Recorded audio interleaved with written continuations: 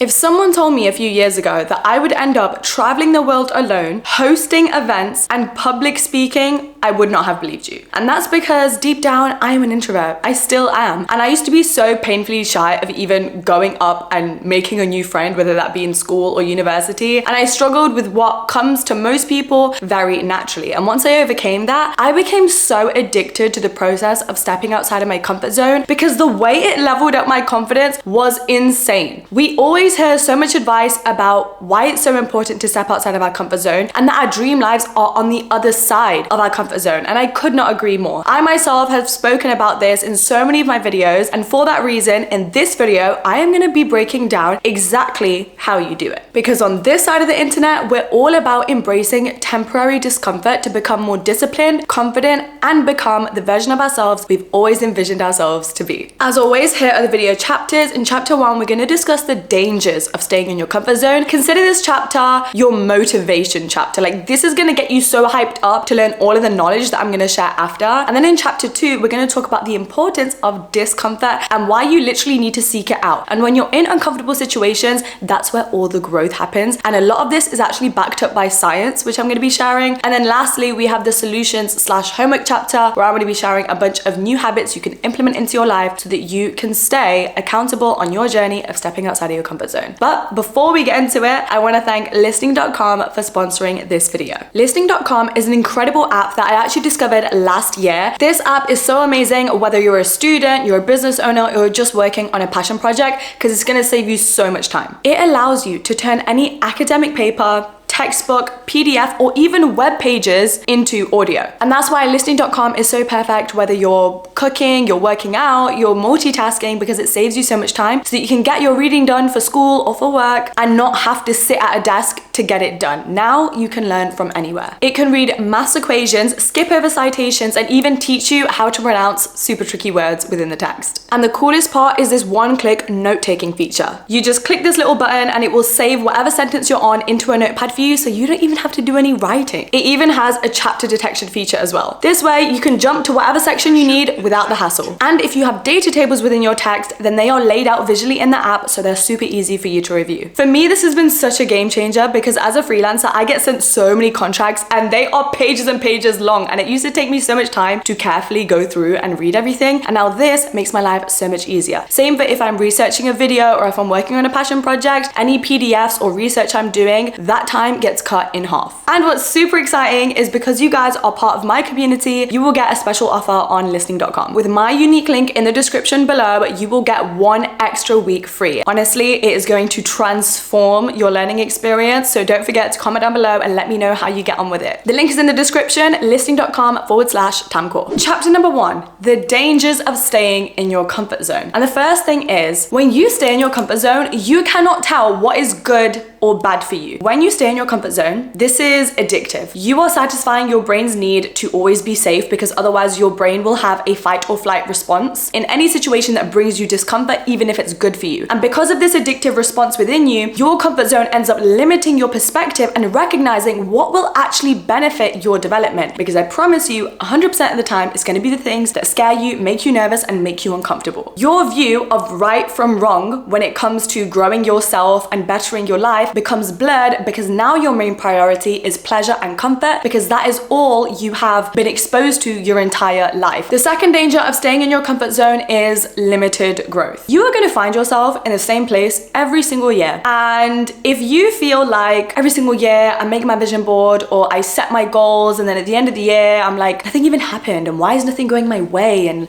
why has my life not changed yet, it's because of your comfort zone. If you can relate to this, it's because your comfort zone addiction is keeping you from being able to strive and aim for more in your life. You are so concerned with just trying to have an easy day or an easy life and trying to bring some sort of pleasure into your life to combat any of the stresses you might be experiencing from school or work, that you're not realizing that the discomfort and all of the challenges that you purposely go after, not the things that are already in your life, okay? Not the rude coworker, not the family member that's getting on your nerves, the challenges that you actively seek out and voluntarily bring into your life are the things that are gonna grow you. When you are just like, I'm gonna make this list of goals and then see what happens, you'll still still letting your comfort zone sit in the driving seat of your life. The third danger of staying in your comfort zone is that now it's harder to even know yourself. I speak a lot about self-love and building a stronger relationship with yourself, and self-discovery is a very huge part of that. But comfort zone will stand in the way of you doing so. Because the more you stay in your comfort zone, the harder it is to know what your real likes, dislikes, what you can and can't deal with are, because you're always in this easy, stagnant place. You haven't challenged yourself yet, so you don't know how you're going to experience or react or act or think about certain situations. And I love to compare this to relationships, because I'm a big believer that you don't know someone until you've seen them in every situation or in a lot of different emotions. And it's a lot like a comfort zone. Every single day you go to the same place, you're living in the same house with the same people, with the same friendship group for several years. When have you done something out of the ordinary? When have you done something that you've never tried before? And similarly, in a relationship, you might think, I'm ready to marry this person and everything's perfect and amazing. But what if one day they lose their job? How are they gonna act? Are they gonna change how they treat you? What if they're having a really bad day? What if they decide to quit their job and pursue their dream of being a business owner, but it's their first time doing it and they're stressed and they're unsure? Then what happens? Who are they in that situation? And the same goes for your own self-discovery. You learn so much about yourself when you put yourself in situations you've never been before. Basically, you need to put yourself in scenarios where your character is tested. And this also links back into self-growth, because when you venture into these different situations, it will force you to respond differently, make different decisions, develop problem solving. And if you react negatively or in a bad way, that facilitates so much growth, because then you're like, now I know how to deal with this next time, or I'm going to respond differently in the future. Danger number 4 is the longer you stay in the comfort zone, the harder it is to escape. This is like a ticking time bomb. Every single second you decide to live your life as you are and not actively seek out anything challenging, the harder you're making your own life for you. You set a goal at the beginning of the year, I'm going to go to the gym every single day, and you still haven't done it. You starting tomorrow, it's already 10 times harder to now go to the gym than it would have been for you if you did it in January, because now you are even more accustomed to staying in your comfort zone for 6 extra months this year than you have already been. And the more and more days that you wait, the harder that barrier to achieving your goals is going to become, because the addiction grows with the more time that you spend in your comfort zone. And the final danger for this chapter is staying in your comfort zone robs you of so much wisdom, learning, and new knowledge, because your comfort zone is a place where you are familiar and knowledgeable about all of the outcomes in your life. That's why it's called the comfort zone. You're comfortable because you know how things are going to end. You know how that friendship's going to go. You know that you're going to pass that test. You know what's going to happen if you join that class. It's easy. You living your life, everything is predictable. When we enter situations that we don't know if that person's going to like us, we don't know if we're going to stutter when we're on stage, we don't know if we're going to get the job, it makes us nervous. And that's what opens up that fight or flight response in our brain, which makes us feel like this is dangerous. It's so funny, because staying in your comfort zone is dangerous,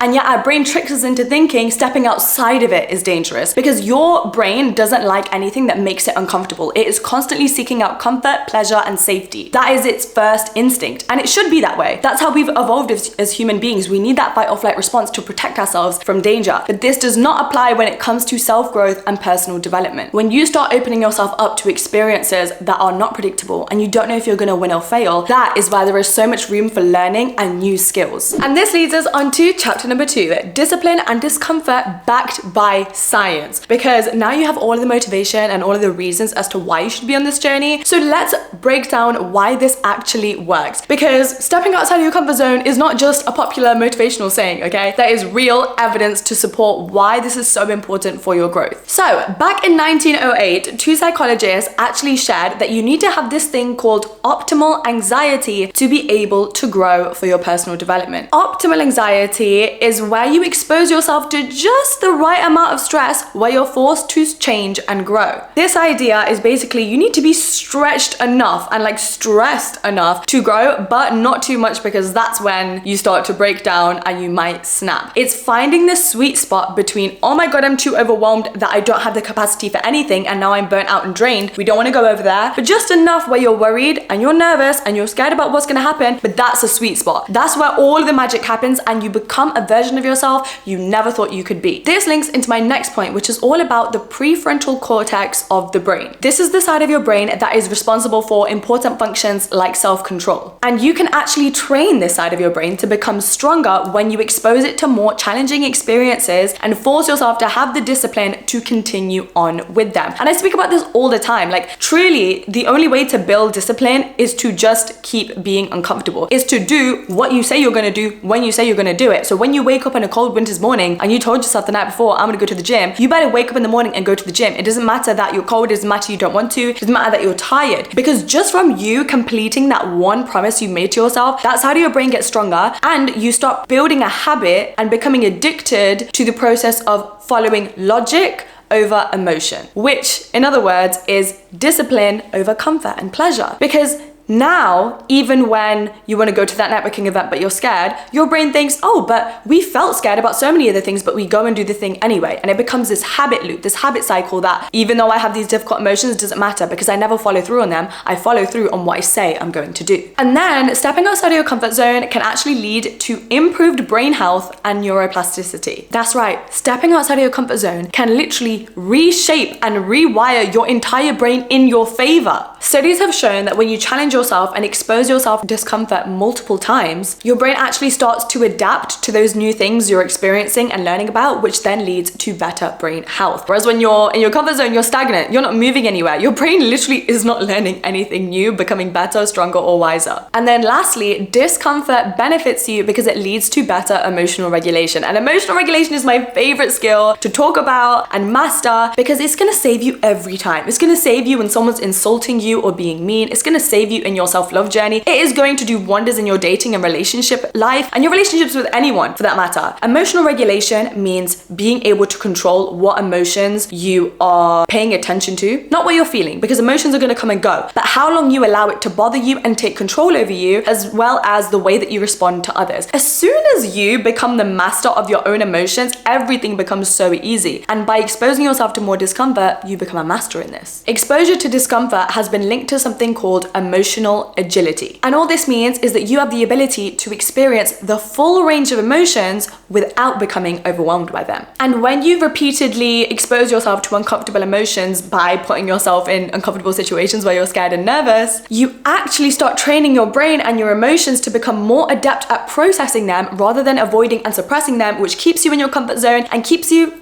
emotionally immature. And finally, chapter number 3, new habits and your actionable and practical homework tasks so that you can start this journey with a real to-do list of how you're going to start stepping outside of your comfort zone. Step number 1 is to ask yourself, what would future me do? Because every single day you need to think, what would the highest version of myself do? What would the successful, business-minded, growth mindset, killing it at life version of myself, how would she respond? Where would she go? How would she talk to this person? How would she spend her weekend, her morning? Everything. That is what starts opening up your brain to start thinking about, how can I get there now? If all you're visualizing is this perfect, successful future version of yourself, your brain cannot tell the difference between a real and imagined experience. So the more you're exposing your brain to this picture and this idea in your head, it's like, well, we want that now. And we're so used to seeing what that looks like. What activities and what habits do we need to implement to be able to bring that vision into the present? And when you start thinking of those ideas, then it's time to put it into action and actually challenge yourself to start showing up as the highest version of yourself. Because tell me this, how are you ever gonna get there unless you right now starts acting like her? She only became her because present you started changing her actions and her behaviors and her exposure to discomfort to be able to grow into her. It could be as simple as talking to a stranger, turning up somewhere alone, going to a class, traveling, setting up a new project, you name it. Habit number 2 is your portfolio of proof. I've spoken about this so many times. If you're not already doing it, are you even listening to these videos? And if you're new here, your portfolio of proof is basically this bank of memories that you keep in your head for every single time you stepped outside of your comfort zone and then it wasn't actually as bad as you thought it would be. This basically protects you because any time in the future that you feel self-doubt, you can go back to your mental portfolio of proof and be like, but last time that scared us, we were fine and we actually walked away more confident and more happy and more accomplished. And it gives you that courage, that motivation and that reassurance, most importantly, to do the thing that scares you again right now. Habit number 3 is rejection therapy, and this is very similar to exposure therapy where you continuously expose yourself to your fear until you become numb to it. But rejection therapy is when you are purposely and voluntarily going out there to be rejected and to fail. Because rejection is one of the things that activates our fight or flight response. It makes us feel sad and scared and unsafe. And it's a very common thing that actually prevents people from taking risks or stepping outside of their comfort zone in the first place because they fear rejection, whether it be from a thing, a person, or an opportunity. But when you intentionally seek out rejection, you're basically kicking your comfort zone to the side. You're like, you can give me all these signals, all these fear signals and all these worries, but I am going to run at this, because the further you do and you experience it, your brain then understands what the ending of it was. And when your brain can understand what the ending of you feeling nervous or scared was, then that becomes a new comfortable situation, because now it's predictable. Now you've exposed yourself to that environment. It's nothing that's unfamiliar or unpredictable or scary because you don't know the outcome of it. And then the final habit that I'm going to share for this video is for you to embrace your reverse indicator. All this means is that you can spend a day or an hour once a day, once a week, by intentionally doing the reverse of your usual actions. And because of this, you will be forced to discover new approaches and experiences. And you know what? This doesn't even need to be huge. One thing I like to do, because this personally used to freak me out and put me outside of my comfort zone, was walking like around my city or like walking home a different way felt nerve-wracking to me. Because I was like, what if I get lost? What if it takes longer than usual? Putting yourself in those new situations where it's not like I'm gonna take these similar turns, I'm gonna take this similar route, is what challenges your habits and pushes you beyond your comfort zone. But other ideas to practice using your reverse indicator would be to make a new friend and like go to a party or a dinner with a new group of people rather than the people you're always familiar with. It's to go outside dressed in a different way, because we dress in the way we do because it makes us feel safe and comfortable. When you're like, I'm gonna go a little bit overdressy and I know people are gonna look at me and judge me, that is a great way to step outside of your comfort zone and do the opposite of what you spend every single day doing. Because the habits that you carry out every single day, most of the time, are within your comfort zone. That's why you do them every single day. Unless you're already a master at growing yourself and implementing all of the things that are hard and tricky, like eating healthily and going to the gym and networking with other people and working at your passion. But even if you've mastered that, it's still little things every single day. How are you going to scare yourself so that you become unstoppable and extremely disciplined? And that brings us to the end of this video. I hope you guys enjoyed it. Please comment down below and let me know what your favorite thing that you learned from this video was, or you can even shoot me a DM on my Instagram, because I would love to know. It's linked below in the description, along with my podcast, which by the time you guys will be watching this, season 2 just ended. But that means so far in the podcast, if you haven't listened to it, there are 20 episodes of exclusive self-development content over there, some with very special guests and experts at manifestation and self-love. Basically knowledge you haven't heard on this YouTube channel before, but it's still gonna help you turn into a self-obsessed, self-confident baddie. So I highly recommend you check it out, along with the pre-order link to my book, Buy Yourself the Damn Flowers, which is coming out this August. Thank you guys so much for watching. I appreciate you, and I will see you same time